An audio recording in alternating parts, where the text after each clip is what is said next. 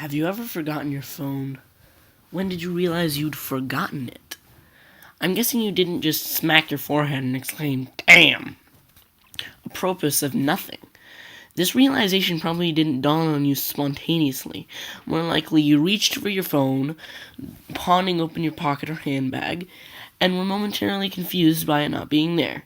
Then you did a mental recap of the morning's events. Shit. In my case, my phone's alarm woke me up as normal, but I realized the battery was lower than I expected. It was a new phone, and it had this annoying habit of leaving applications running that drained the battery overnight. So I put it on the charge while I showered instead of into my bag like normal. It was a momentary slip from the routine, but that was all it took. Once in the shower, my brain got back into the routine it follows every morning, and that was it. Forgotten. This wasn't just me being clumsy, as I later researched. This is a recognized brain function. Your brain doesn't work on just one level. It works on many. Like when you're walking somewhere, you think about your destination and avoiding hazards, but you don't need to think about keeping your legs moving properly. If you did, the entire world would turn into a hilarious quap cosplay. I wasn't thinking about regulating my breathing. I was thinking whether I should grab a coffee on the drive to work, which I did. I wasn't thinking about moving my breakfast through my intestines. I was wondering whether I'd finish on time to pick up my daughter Emily from the nursery after work, or get stuck in another late fee. This is the thing. There's a level of your brain that just deals with routine, so that the rest of your brain can think about other things. Think about that. Think about your last commute. What do you actually remember? Probably little, if anything. Most common journeys blur into one, and recalling any one in particular is scientifically proven to be difficult. Almost impossible. Do something often enough and it becomes routine. Keep doing it and it stops being processed by the thinking bit of the brain and gets regulated to the part of the brain that dictated to dealing with that routine. Your brain keeps doing it without you thinking about it. Soon, you think about your route to work as much as you do keeping your legs moving when you walk. Most people call it autopilot. But there's danger there. If you have a break in your routine, your ability to remember and account for the break is only as good as your ability to stop the brain going into routine mode. My ability to remember my phone being on the counter is only as reliable as my ability to stop my brain entering morning routine mode, which would dictate that my phone is actually in my bag. But I didn't stop my brain entering routine mode. I got in the shower as normal. Routine started, exception forgotten. Autopilot engaged. My brain was back in the routine. I showered, I shaved, the radio forecasted amazing weather.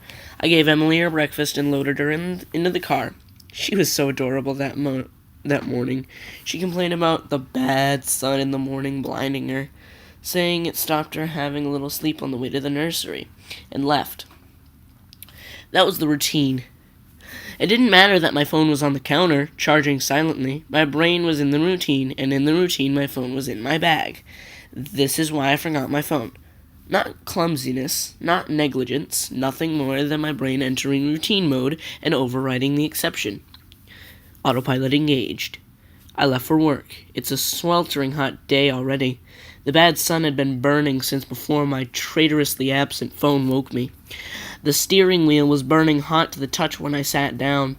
I think I heard Emily shift over behind my driver's seat to get out of the glare. But I got to work, submitted the report, attended the morning meeting. It's not until I took a quick coffee break and reached for my phone that the illusion shattered. I did a mental re-step. I remember the dying battery. I remember putting it on the charge and leaving it there. My phone was on the counter. Autopilot disengaged. Again, therein lies the danger. Until you have that moment, the moment you reach for your phone and shatter the illusion, that part of your brain is still in routine mode. It has no reason to question the facts of the routine. That's why it's a routine. The act of repetition. It's not as if anyone could say, "Why didn't you remember your phone? Didn't it occur to you? How could you forget? You must be so negligent." This is to miss the point. My brain was telling me the routine was completed as normal, despite the fact that it wasn't. It wasn't that I forgot my phone. According to my brain, according to the routine, my phone was in my bag. Why would I think to question it? Why would I check? Why would I suddenly remember out of nowhere that my phone was on the counter? My brain was wired into the routine, and the routine was that my phone was in my bag. The day continued to bake. The morning haze gave way to relentless fever heat of the afternoon. Tarmac bubbled, and the direct beams of heat threatened to crack the pavement. People swapped coffees for iced smoothies. Jackets discarded, sleeves rolled up, ties loosened, brows mopped. The park slowly filled with sunbathers and barbecues. Window frames threatened to warp. The thermometer continued to swell. Thank fuck the offices were air-conditioned. But, as ever, the furnace of the day gave way. The furnace of the day gave way to a cooler evening. Another day, another dollar. Still cursing myself for forgetting my phone, I drove home. The day's heat had baked the inside of my car, releasing horrible smell from somewhere. When I arrived on the driveway, the stones crunching comfortingly under my tires, my wife greeted me at the door. "Where's Emily?" Fuck. As if the phone wasn't bad enough. After everything, I'd left Emily at the fucking nursery after all. I immediately sped back to the nursery. I got to the door and started practicing my excuses, wondering vainly if I could charm my way out of a late fee. I saw a piece of paper stuck to the door. "Due to vandalism overnight, please use side door, today only." Overnight? What? The door was fine this morning. I froze. My knees shook. Vandals. A change in the routine. My phone was on the counter. I hadn't been there this morning. My phone was on the counter. I had driven past because I was drinking my coffee. I'd not dropped off Emily. My phone was on the counter. She'd moved her seat. I hadn't seen her in the mirror. My phone was on the counter. She'd fallen asleep out of the bad sun.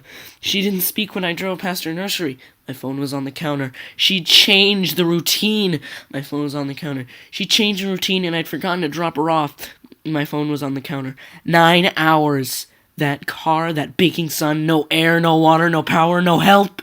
That heat, a steering wheel too hot to touch. That smell. I walked to the door, numb, shock. I opened the door. My phone was on the counter, and my daughter was dead.